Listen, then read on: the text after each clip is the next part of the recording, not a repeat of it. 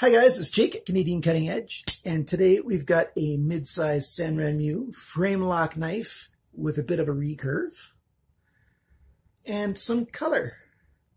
This is the 7072 Sandvik steel on this blade, so I think you're probably interested. You'll want to stick around and see the rest of this review.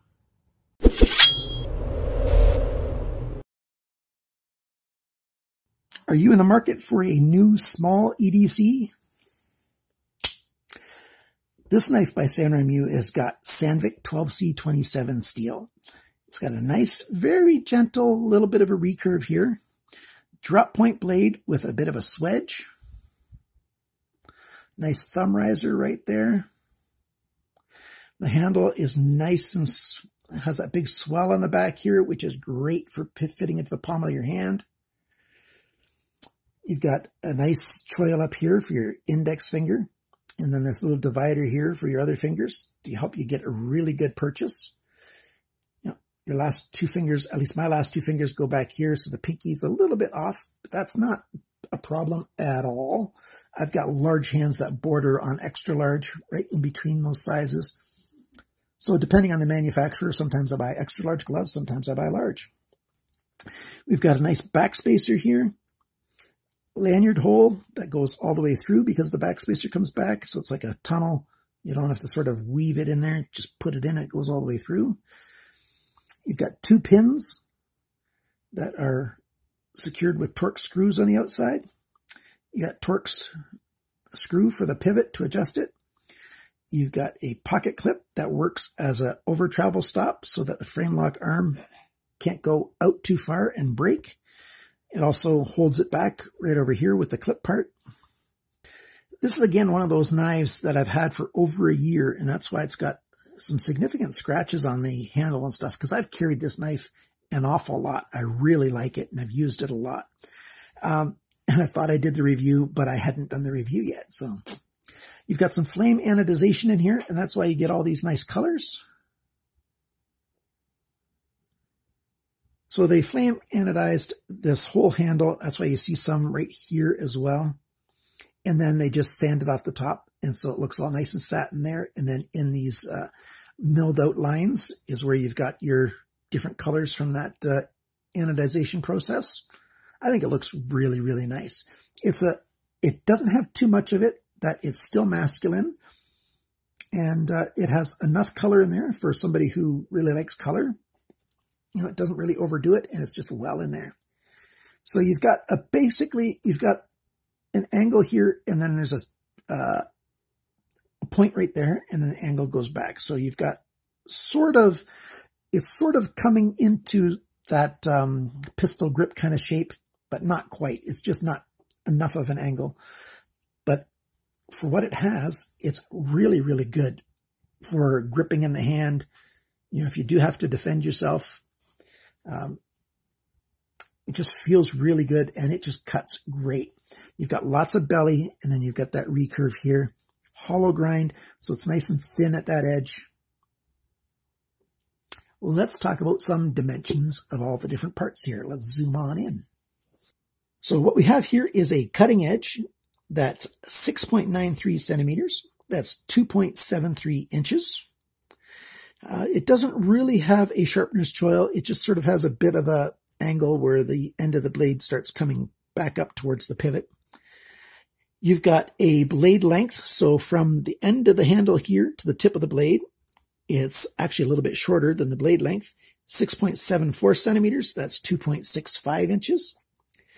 The blade thickness is 2.42 millimeters. That's 0.0955 inches.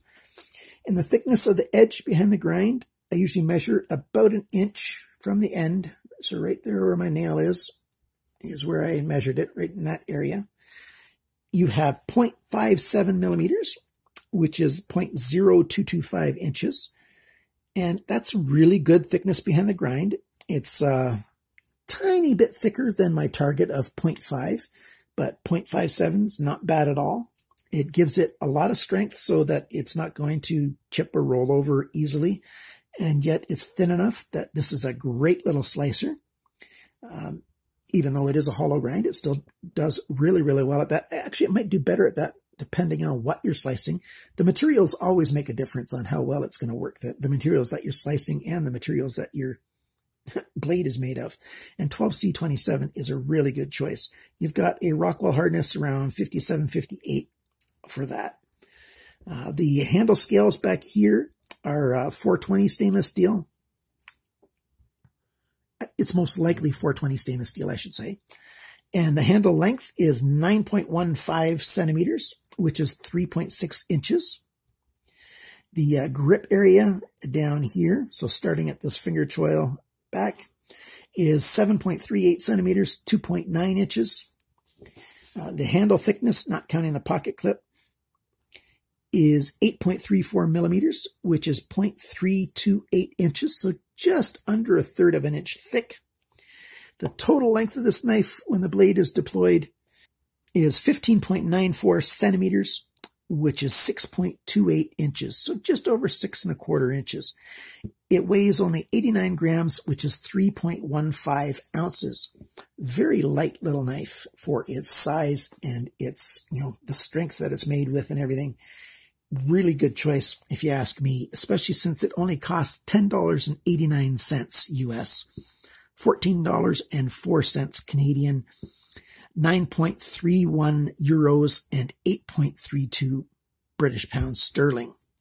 I think the fit and finish on here is excellent. By the way, this is a designer knife, and there's the designer name right there. I don't know what that says. It almost looks like a W, or maybe it's an A, and then there's an apostrophe, it looks like.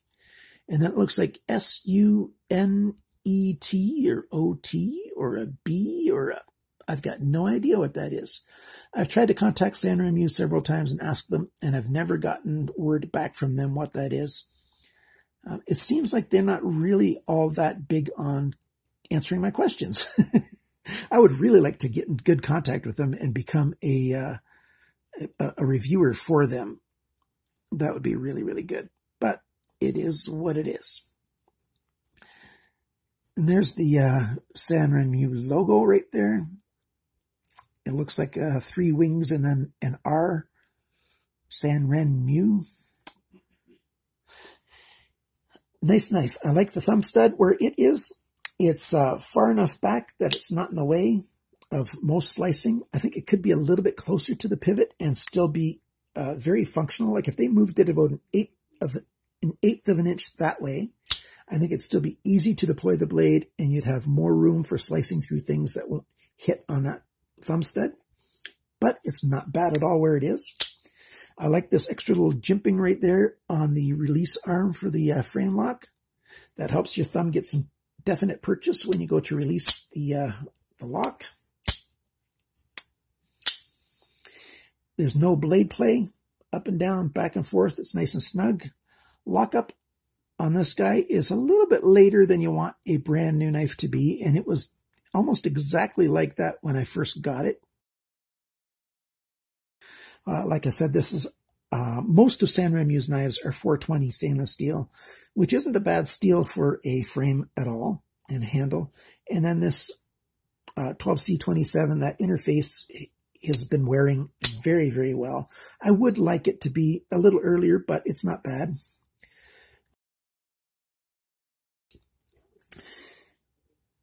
It's a good knife. I don't mind backspaces either. A lot of people say when you've got open pillars that it's so easy to clean. Well, this isn't hard at all either. You just take a Q-tip. I think some people, that's a brand name. A lot of people just call them cotton swabs. Stick that in there, sweep it out. Easy squeezy. Good detent to hold it closed and suck it in. It feels good in the hand. Good grip. Good slicer. I like the recurve, not too pronounced. It's a really good size. Lanyard hole is in a good spot. It's good for almost any size hands, except for the super extra large guys. What are some cons for this knife? Well, there's not very many. I wouldn't mind if they would have had the option of a tip-up pocket clip. And they could also made the pocket clip come over the arm here so that that would work as an over travel stop still. It wouldn't be as effective as this is. By the way, there's a close-up of how that over travel stop works. It's just that flat part of the pocket clip, protecting it so that when you come over, it just stops. It interfaces there and you just can't go further. So that's about the only thing. Some people like tip-up pocket clips exclusively. I don't mind tip-down at all. Not a big deal for me. I really, really like this knife, and that's why it has all that wear and tear on it, because I carry this knife an awful lot. Let's do some cut tests. I did sharpen this up myself. Like I said, I've had it for over a year, so of course it's been sharpened. Let's get some of this paracord ready. So I've got 3 layers of paracord here, and let's see how well it cuts. Very easily, no problem at all. Got some lanyard banding. That's 3/4 of an inch wide. Quite thin though, cuts very easily. Let's try some wire, and it's got 4 strands of copper inside there and some other protective on it. And it just cuts very, very well. There you can see all that shiny metal that's inside there. It's a good little knife, if you ask me. So you can just cut through that stuff very well. It's a little bit harder. You have to press a bit, but it works, no problem. This paracord, you can just slice it, or you can push straight through it. Works great. This is 9-strand paracord, and it's heavy-duty paracord. Each strand has got 3 substrands in it.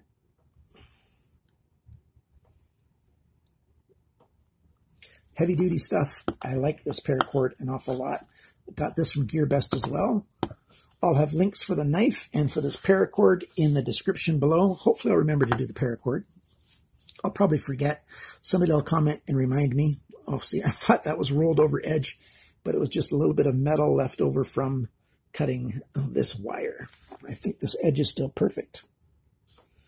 Well, let's see. Let's cut some paper. I've got some really light paper here, and the lighter a paper is, the harder it is to cut.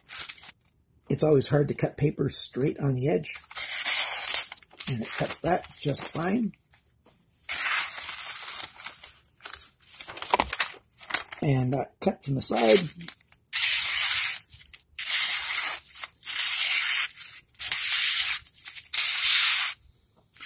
Very good. And I didn't sharpen this knife recently. I sharpened it quite a while ago.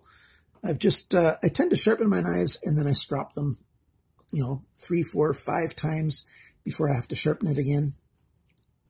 I forgot to show you what this thing looks like in the pocket. I generally just, drop this knife in the pocket and I use it that way. But a lot of people really like using the pocket clip properly, and it sits like that in the pocket clip. You've got about 1 centimeter, just a tiny bit less than 1/2 of an inch sticking out. It's pretty shiny, a bit reflective, and that's one of the reasons why I just carry it in the bottom of my pocket, and that's just the way it goes. This knife is actually small enough that it fits in the coin pocket if you want to carry it there, or a watch pocket, whatever you want to call it. So I've had this knife for quite a while, and I use it a lot. I really recommend it. I've got links for it in the description section below the video. If you're watching on a cell phone, there's a little triangle below the video down in this corner, just right down there. It's a little black triangle. You click on it. That extends the section where where my codes are, where I've written up a little bit about this knife, where the coupon codes are, where the links are to buy this from GearBest. I know that grammar sucks, but that's where it is. So there you go. Please tell me what you think of this knife in the comment section below. Let me know what you think. If you have any questions, I'll try to answer them for you. And make sure that you've got a knife. You never know when you're going to need one. And remember, always cut towards your chum and not your thumb.